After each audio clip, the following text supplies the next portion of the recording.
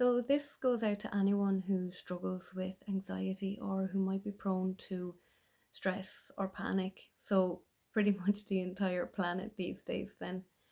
It's a technique that can be used in a full-blown panic attack or like a simpler kind of sense of urgency or restlessness that we get. Say if you have to be somewhere in an hour and you can't quite relax until you get there. For me, it shows up as kind of like a tight line right across my belly button, or maybe it's two lines squeezing together right across the middle of my belly. So what's happening in anxiety or panic? Let's 101 the sciencey stuff here. So first of all, we have our sympathetic nervous system, and I have no notion why it's called this, because this is a system that is responsible for the fight, flight, or freeze responses. It's responsible for panic. So like it's good when we're in a situation where we're in actual danger. But this is the oldest part of our brain, and its main objective is really just to keep us safe. But these days, we don't tend to run into men with spears or the saber-toothed tigers every time we walk outside the door.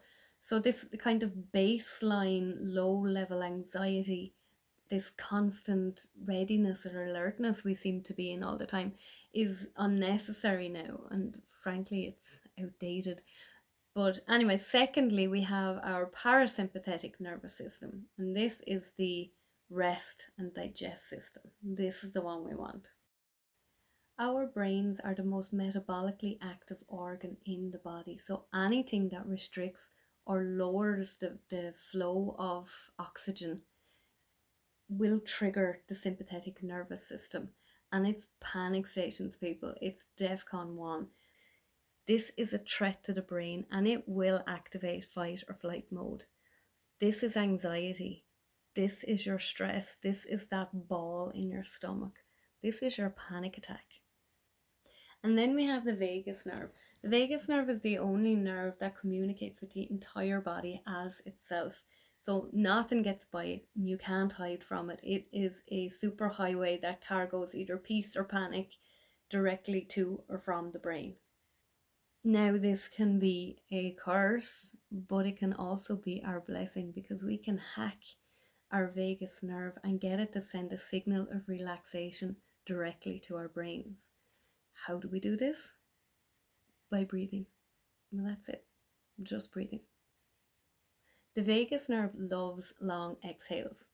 And that makes sense, because if we're in danger, we're not likely to be taking long, leisurely inhales and slow, chilled out exhales. No, we're going to be breathing short and shallow, my dudes.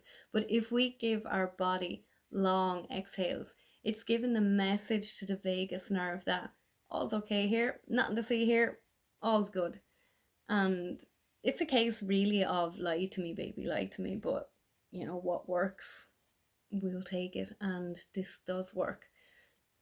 We do this, and the vagus nerve will activate that lovely parasympathetic system that will send a nice dose of relaxation all through the body. So there are two tricks to this breathing technique. The first is that your exhales have to be longer than your inhales.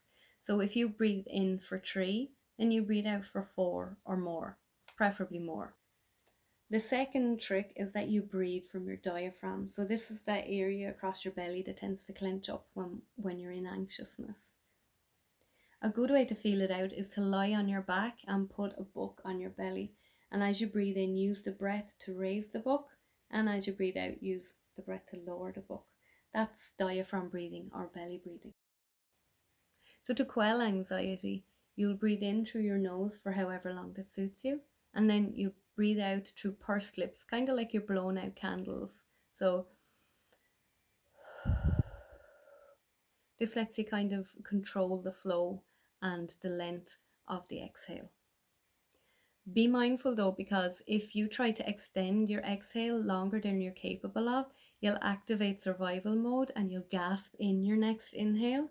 So if this happens, just shorten your breath a little bit, and you might notice that as you go on, your exhales will get longer, so you'll be able to lengthen your inhales to suit. But just make sure that your exhales are always longer than your inhales though. So repeat this about 10 times or for around 2 minutes, and just notice what happens to the parts of your body that's affected by anxiety. For me, I noticed that that tension kind of tends to open up a bit and then just dissipate. So try it out. It really does work. It's the only way I was able to post this video without having to get drunk first. So let us know how you get on in the comments or in private message. Or if you have any other techniques that help, please do share them, because we can't have enough of these of things that make life easier, really. So have at it and let us know how you get on.